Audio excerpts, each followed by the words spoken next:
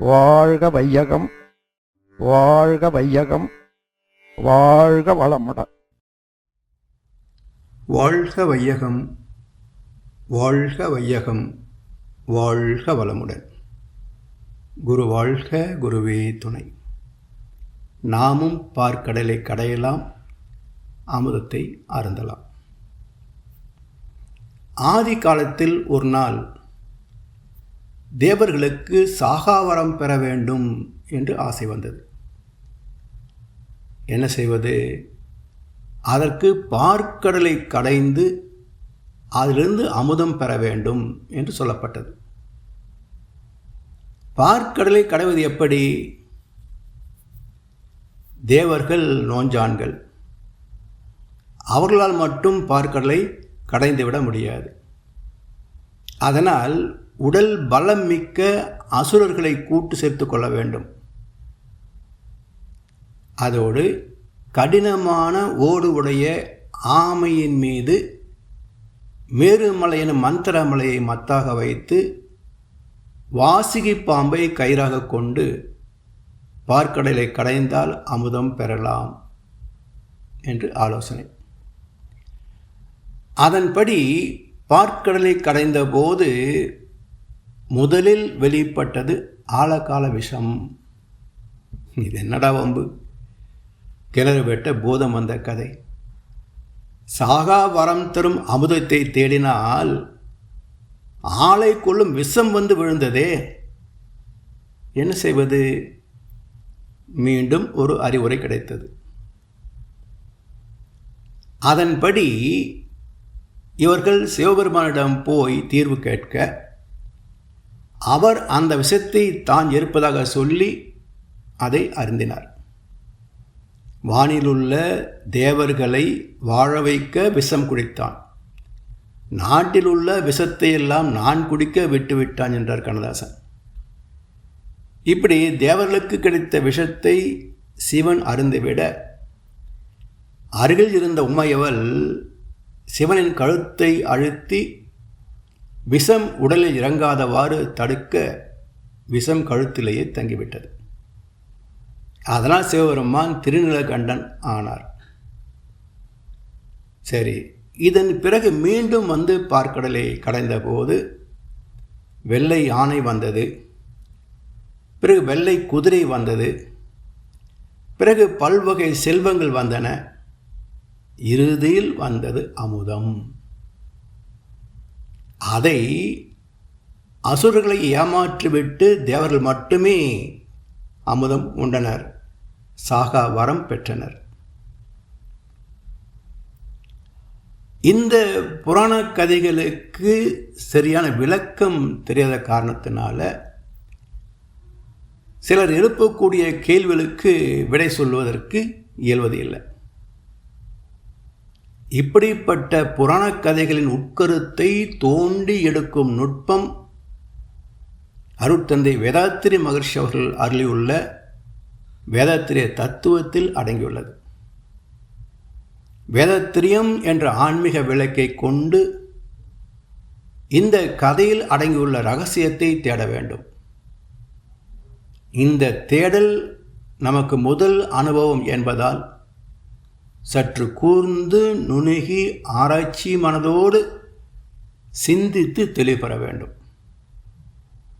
முதலில் இந்திரர்கள் அல்லது தேவர்கள் என்பவர்கள் யார் என்றால், நமது புலன்களே இந்திரர்கள்.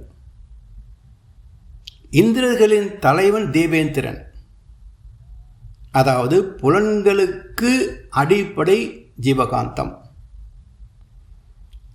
தேவேந்திரன் இல்லை என்றால் இந்திரலோகம் சோபிக்காது. ஜீவகாந்தம் இல்லை என்றால் புலன்கள் செயல்பட முடியாது. அது மட்டுமல்ல, ஜீவாந்தத்தின் செலவும் தன்மாற்றமும் தான் அனுபோகங்கள், சிற்றின்பங்கள். இந்த ஜீவகாந்தம் திணிவாக இருந்தால்தான் புலன்கள் மூலம் அதிக சுகங்களை நீண்ட காலம் அனுபவிக்க முடியும். அதனால் தேவர்களுக்கு அமிர்தம் என்ற அளப்பரிய ஜீவாந்தம் கிடைக்கின்ற சூக்கும சக்தியை பெற வேண்டும் என்ற ஆசை வந்தது.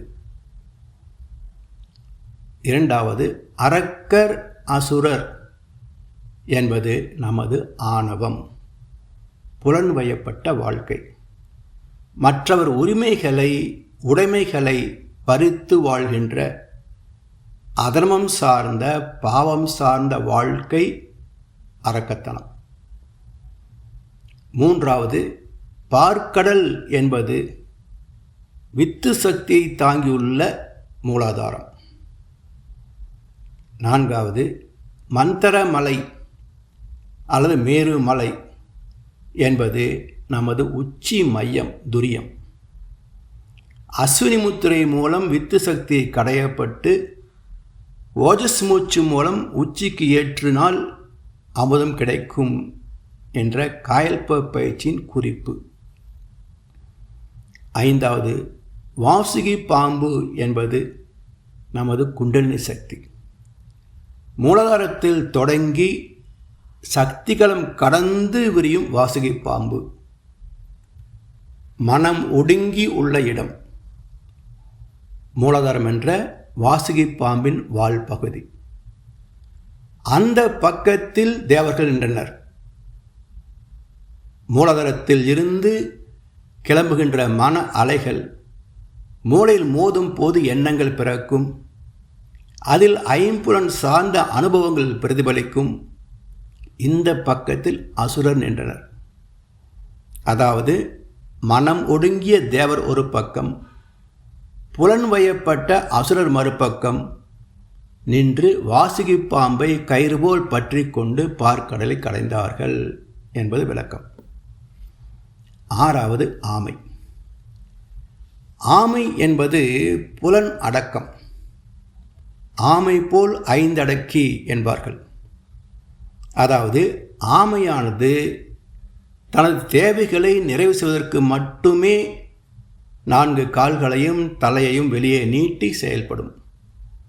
தேவை முடிந்த பிறகு மீண்டும் ஓட்டுக்குள் அடங்கிவிடும். இதுபோல் நாம் நமது உடல் சார்ந்த தேவைகளை நிறைவு செய்வதற்கு மட்டும் புலன்களை பயன் கொள்ள வேண்டும். பிறகு புலன்களில் செயல்பட்ட மனதை உள்நோக்கி திருப்பி தவம் செய்ய வேண்டும். அது மட்டுமல்ல, அந்த ஆமை வேகம் என்று சொல்கிறார்களே, முயலுக்கும் ஆமைக்கும் ஓட்டப்பந்தயம் நடக்க முயல் வெற்றி பெற்றதன் காரணம் என்ன? தத்தி தத்தி ஓடும் முயலோடு நாம் போட்டிட்டு வெல்ல முடியுமா என்று துவண்டு போகாமல் ஆமை தன்னால் இயன்றதை விடாமுயற்சியோடு செய்தது. வெற்றி தானாக வந்து சேர்ந்தது. முயலின் மெத்தனத்தால் ஓட வேண்டிய நேரத்தில் தூங்கி ஓய்வு பெற்றதால் ஆமைக்கு வெற்றி தானாக வந்து அமைந்தது. அதுபோல் நாமும் ஆமை மலையேறுவதா என்று மலைத்து விடாமல் ஆன்மீகத்தில் பொறுமையோடு புலன் அடங்கி மனம் ஒடுங்கி தன்னுள்ளே அடங்கி தவமியற்றினால் ஒரு நாள் முக்தி தானாக வந்து சேரும் என்ற தத்துவத்தை காட்டுவது ஆமை.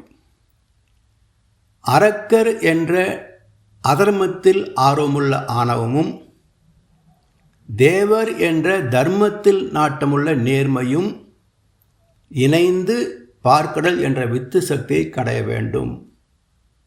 அதாவது உடலாற்றலும் அறம் சார்ந்து வாழும் மனமும் இணைந்து செயல்பட்டால் சாகா வரம் பெற முடியும் என்பதே தேவர்களும் அசுரர்களும் இணைந்து பார்க்கடலை கடைந்தது. அப்படி கடைந்த போது முதலில் வெளிப்பட்டது ஆழகால விஷம். ஆழகால விஷம் என்பது நமது வினை பதிவுகள்.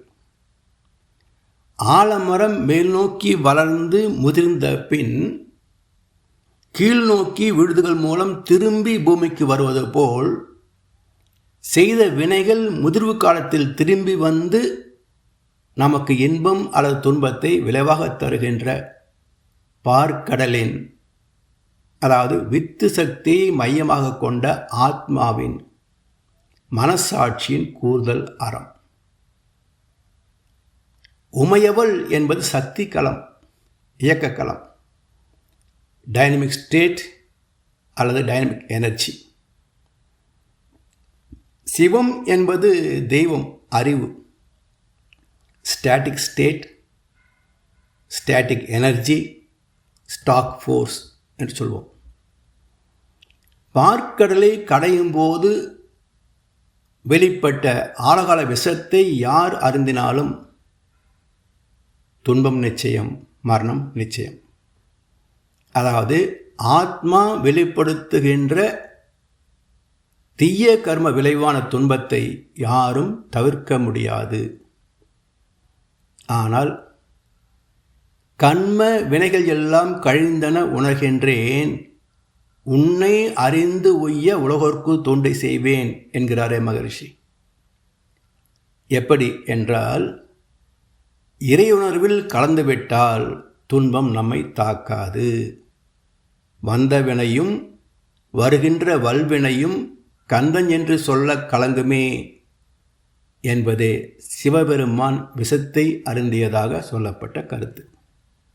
சரி, உமையவள் ஏன் சிவனின் கழுத்தை அழுத்தி விஷத்தை அங்கேயே தங்கச் செய்தார் என்றால், கழுத்து என்பது கண்டம், அதாவது தலையையும் உடலையும் இணைக்கும் பகுதி. அண்டம் என்பது தலை, பிண்டம் என்பது உடல். உடல் தேவைகளை சார்ந்தது. கண்டத்து மேலே கருவில் நிலைத்தவன் அண்டத்தும் பிண்டத்தும் அவனையே காண்கிறான் என்றார் மகரிஷி. அதுதான் கருமாரியம்மன் தத்துவமும். கழுத்துக்கு கீழே விஷம் இறங்கினால் பாதிப்பு நிச்சயம். அதனால் மனதை சக்தி களத்தில் அல்லது சிவகலத்தில் நிலைக்கச் செய்தால் மட்டுமே பாவம் நம்மை தாக்காது என்பதே உமையவள் சிவனின் கழுத்தை அழுத்தி விஷத்தை அங்கேயே நிறுத்தியதன் ரகசியார்த்தம். சரி, மீண்டும் பார்க்கடலை கடைந்ததில் வெள்ளை யானை என்ற சுத்த தேகம் வெளிப்பட்டது.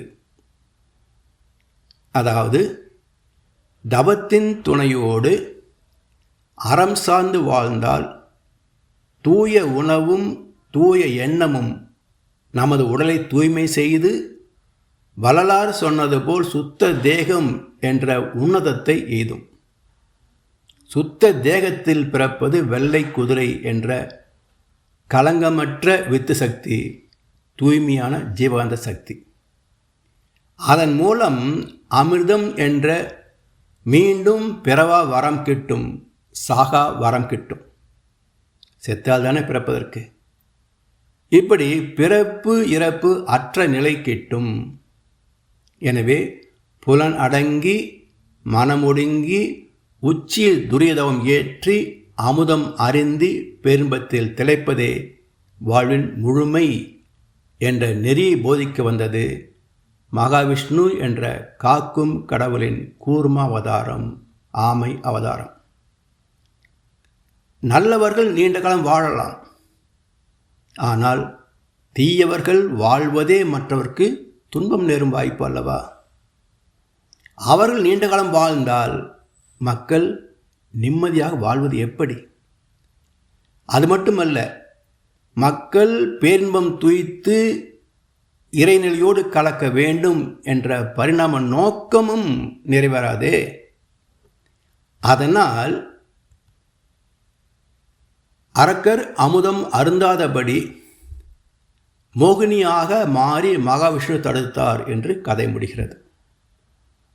அதாவது துன்பங்களை நீக்கி இன்பங்களை துய்த்து இறை உணர்வு நிறைவு பெறவே அறிவான சுத்தவெளி பரிணாமத்தில் மனிதனானது என்ற வரலாற்றை உணர்ந்து மனம் திருந்தி மக்கள் அறம் சார்ந்து வாழ வேண்டும் என்பதே இக்கதையின் தத்துவார்த்தம். இதை நாமும் பயன் கொள்ள வேண்டும், மற்றவர்க்கும் வழிகாட்டி நிறைவு பெற வேண்டும். மனவளக்கலை பயிற்சிகளில் தேர்ச்சி பெறும் அளவுக்கு காய்கல்பம் நம்முள் அமுதம் சுரக்க துணை செய்யும். அஸ்வினி முத்திரை மூலம் வித்து சக்தி என்ற காந்த சக்தி கடையப்பட்டு அது ஓஜஸ் மூச்சு மூலம் மூளையில் துரிய மையத்தில் கலப்புற